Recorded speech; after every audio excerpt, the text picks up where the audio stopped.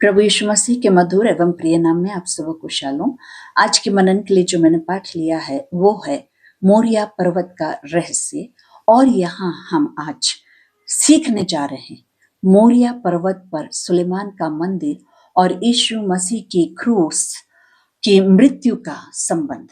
प्रियो, हम उत्पत्ति 22:1-14 के बीच में पढ़ते हैं कि यहाँ परमेश्वर पिता ने अब्राहम की परीक्षा लेते हुए उससे कहा कि तू अपने पुत्र को, अपने इकलौते पुत्र को अर्थात इसहाक को बलिदान कर दे।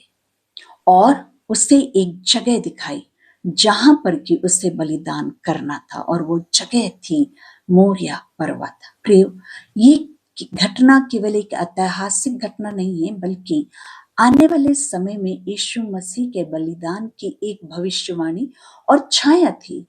यही स्थान आगे चलकर परमेश्वर के मंदिर और उद्धार की योजना का केंद्र बना। पहली चीज हम देखते हैं मोरिया पर्वत परमेश्वर की योजना का स्थान।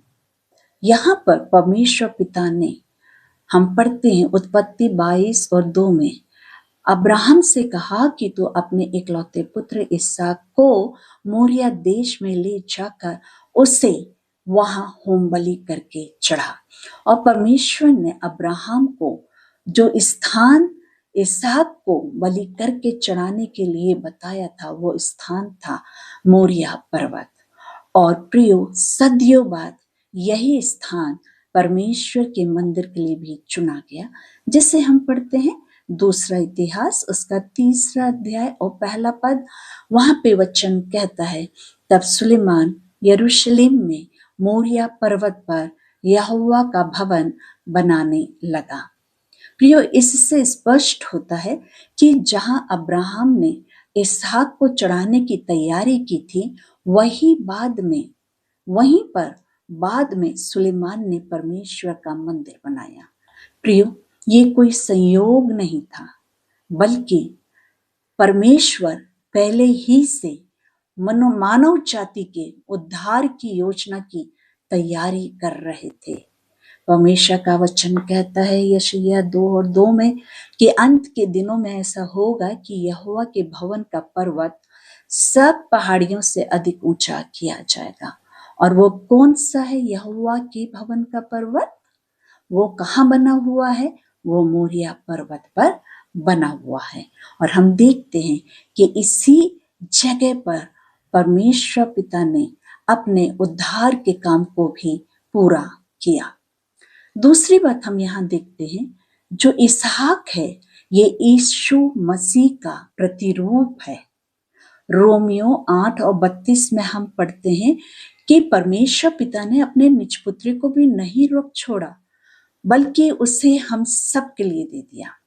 हम यहाँ पर इसहाक और यीशु मसीह के जीवन की अद्भुत समानताएं को देखते हैं। पहली समानता हम देखते हैं कि इसहाक अपने पिता का इकलौता और प्रिय पुत्र था। उसी रीति से प्रभु यीशु मसीह भी परमेश्वर पिता के इकलौते पुत्र थे। यहाँ पर हम देखते हैं कि अब्राहम ने इसहाक को बलिदान होने के लिए तैयार करा यहाँ, और यीशु मसीह में हम देखते हैं कि परमेश्वर पिता ने अपने पुत्र को इस संसार में बलिदान होने के लिए भेजा। हम तीसरी बात देखते हैं कि बलिदान के लिए मोरिया पर्वत पर अब्राहम अपने पुत्र इसहाक को लेके गया। और हम यीशु मसीह के लिए भी देखते हैं कि मोरिया पर्वत के ही क्षेत्र पर यीशु मसीह क्रूस पर चढ़ाया गया। फिर हम यहाँ पर देखते हैं इसहाक के विषय में कि जो बलिदान की लकड़ी थी वो किसने उठाई? वो इसहाक ही ने उठाया था और मोरिया पर्वत तक लेके गया था। और हम यीशु मसीह के विषय में देखते हैं कि यीशु मसीह ने स्वयं क्रूस को उठाया। प्रियो, इसहाक के विषय में हम देखते हैं कि इसहाक आज्ञाकारी रहा, और यीशु मसीह के विषय में भी हम देखते हैं कि यीशु मसीह आज्ञाकारी बने रहे। प्रियो, यूहन्ना 3:16 कहता है, परमेश्वर ने जगत से ऐसा प्रेम रखा कि उसने अपने इकलौता पुत्र दे दिया। और फिलिपियों 2:8 में हम पढ़ते हैं कि यीशु मसीह आज्ञाकारी होकर मृत्यु तक को सह लिया, अर्थात वो आज्ञाकारी रहा। मृत्यु, हाँ, क्रूस की मृत्यु भी यीशु मसीह ने सह ली। प्रियो, तीसरी बात हम सीखते हैं, यहोवा यीरे अर्थात परमेश्वर उपाय करेगा। हम उत्पत्ति 22:7 और 8 में पढ़ते हैं कि इसहाक ने अपने पिता अब्राहम से पूछा, हे मेरे पिता। उसने कहा, हे मेरे पुत्र, क्या बात है? अब वहां पर इसहाक अपने पिता से पूछता है, देख, आग और लकड़ी तो है, पर होम बलि के लिए भेड़ कहाँ है? अब्राहम ने इसहाक को उत्तर दिया, हे मेरे पुत्र, परमेश्वर होम बलि की भेड़ का उपाय आप ही करेगा। प्रियो, ये उत्तर भविष्यवाणी के रूप में था। उस समय परमेश्वर ने एक मेढ़ा प्रदान किया, परंतु जब प्रभु यीशु मसीह को बलिदान होना था हम सबके पापों के लिए, तब स्वयं प्रभु यीशु मसीह बलिदान हुए। वहां पर हम देखते हैं कि इसहाक बलिदान नहीं हुआ, इसहाक की जगह मेढ़ा परमेश्वर पिता ने उन्हें दिया और वो बलिदान किया गया।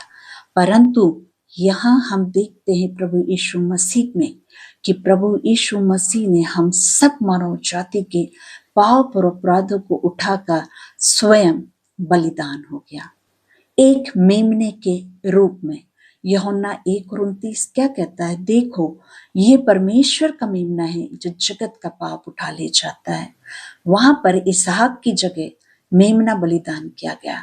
यहाँ पर यीशु मसीह स्वयं मेमना बना और हम सारी मानव जाति के लिए अपने आप को बलिदान किया ताकि हम उद्धार पाए, हमें पापों से मुक्ति मिले। सो हम यहाँ देखते हैं कि मोरिया पर्वत पर यहोवा यीरे का अर्थ है कि परमेश्वर सहायता करता है, परमेश्वर उपाय करता है। और आज भी परमेश्वर पिता जीवित परमेश्वर है जो हम सब लोगों की आवश्यकताओं को पूरा करता है। हमारे उद्धार की सारी योजना को परमेश्वर पिता ने प्रभु यीशु मसीह में पूर्ण कर चुका है और इसीलिए आज हम उसकी संतान कहलाते हैं। चौथी बात हम देखते हैं, सुलेमान का मंदिर और बलिदान स्थान। प्रियो, हम यहाँ देखते हैं जब सुलेमान ने मोरिया पर्वत पर मंदिर बनाया तब वहां प्रतिदिन पशु बलि चढ़ाई जाती थी, है ना। वहां पर हम देखते हैं, हम पढ़ते हैं पहला राजा 8 और 27 से 29 के बीच में, मंदिर परमेश्वर की उपस्थिति का प्रतीक था, लेकिन उन बलिदानों से पाप स्थायी रूप से या पूर्ण रूप से दूर नहीं होता था। वे सब यीशु मसीह के अंतिम और सिद्ध बलिदान की ओर संकेत कर रहे थे। इब्रानियों 10 और उसका 4 पद कहता है, क्योंकि बैलों और बकरों का लहू पापों को दूर नहीं कर सकता। सो हम देखते हैं कि प्रभु यीशु मसीह ने अपने आप को क्रूस पर बलिदान कर दिया। क्यों कर दिया? ताकि परमेश्वर की हम मानव जाति के लिए जो उद्धार की योजना थी वो प्रभु यीशु मसीह के द्वारा पूर्ण होने पाए। पांचवी बात हम देखते हैं, यीशु मसीह का क्रूस और मंदिर की पूर्ति। यीशु मसीह को यरूशलेम के निकट ही क्रूस पर चढ़ाया गया, गोलगत्ता पहाड़ी पर। बहुत से विद्वान ये मानते हैं कि क्रूस की ये घटना उसी क्षेत्र के निकट हुई जहां मोरिया पर्वत था। प्रियो, जब यीशु मसीह ने अपने प्राण दिए तब मंदिर का पर्दा ऊपर से नीचे तक फट गया। हम इसे पढ़ते हैं मत्ती 27, 50 और 51वां पद में, और देखो, मंदिर का पर्दा ऊपर से नीचे तक फटकर 2 टुकड़े हो गया। प्रियो, इसका अर्थ क्या है? इसका अर्थ है कि अब परमेश्वर तक पहुंचने के लिए पशु बलि की आवश्यकता नहीं, क्योंकि यीशु मसीह स्वयं अंतिम बलिदान बन गए और मंदिर की सारी व्यवस्था यीशु मसीह में पूर्ण हो गई। और इसीलिए प्रियो, आज हम कोई पशु बलि नहीं चढ़ाते हैं, क्योंकि हमारा प्रभु यीशु मसीह स्वयं अंतिम बलिदान बन गया। हमारे सब लोगों के पाप और अपराधों को प्रभु यीशु मसीह ने क्रूस पर उठा लिया। प्रियो, इब्रानियों 9 और उसका 12वां पद कहता है, वो बकरों और बछड़ों का लहू लेकर नहीं, पर अपने ही लहू के द्वारा एक ही बार पवित्र स्थान में प्रवेश किया। पवित्र स्थान, मंदिर का एकदम पवित्र स्थान, जहां पर महायाजक लोग साल में एक ही बार जाया करते थे, और वहां वो बकरों और बछड़ों के लहू को लेके जाते थे, और वहां जो प्रायश्चित का ढकना होता था उसके ऊपर वो उस लहू को छिड़कते थे। परंतु यहां हम देखते हैं कि प्रभु यीशु मसीह उस पवित्र स्थान में अपना ही लहू लेकर प्रवेश किया। कितनी अद्भुत और अनोखी बात है प्रियो, कि आज हमें किसी भी प्रकार का पशु बलि नहीं करना पड़ता है, क्योंकि प्रभु यीशु मसीह स्वयं बलिदान हुए। ना केवल बलिदान हुए, परंतु अपने ही लहू को लेकर वो पवित्र स्थान में प्रवेश किए, ताकि हम सबको हमारे पाप और अपराधों से छुटकारा मिले। और फिर हम देखते हैं 3 घटनाएं यहाँ पर होती है, और इन तीनों घटनाओं का आत्मिक संबंध क्या है? तीनों बातों का आत्मिक संबंध ये है कि जैसे अब्राहम के लिए इसहाक उसका पुत्र था, और उसने बलि होने के लिए अपने पुत्र को दिया था, जबकि उसका बलिदान नहीं हुआ, उसकी जगह मेमना बलिदान हुआ, मेढ़ा बलिदान हुआ। और यहाँ हम देखते हैं कि परमेश्वर पिता ने भी अपने पुत्र को दिया ताकि वो बलिदान किया जाए।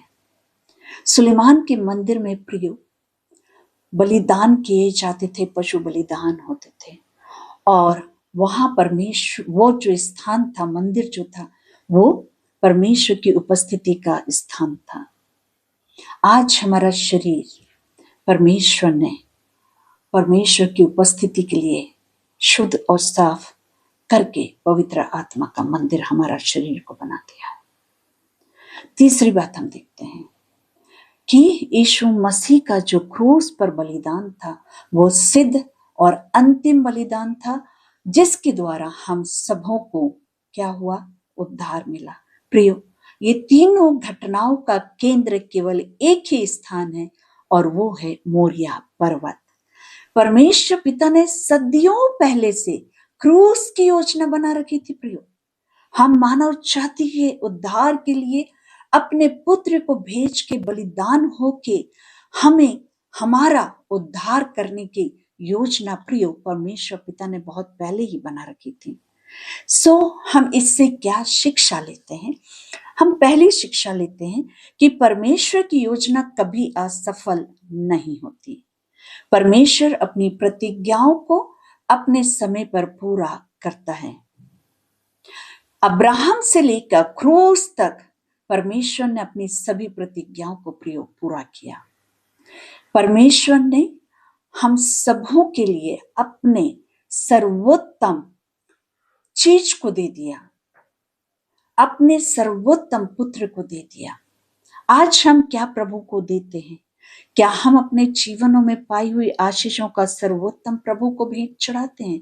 प्रियो, हमें सीखना होगा कि हम परमेश्वर के लिए सर्वोत्तम दें, जो सबसे बेस्ट हमारे जीवन में, हम उसे परमेश्वर को दें। तीसरी बात हम देखते हैं कि यीशु मसीह ही केवल और केवल उद्धार का मार्ग है। मार्ग, सत्य और जीवन केवल प्रभु यीशु मसीह है। और वचन कहता है कि प्रभु यीशु मसीह के द्वारा ही हम पिता तक पहुंच सकते हैं। मंदिर, बलिदान और व्यवस्था, ये सारी चीजों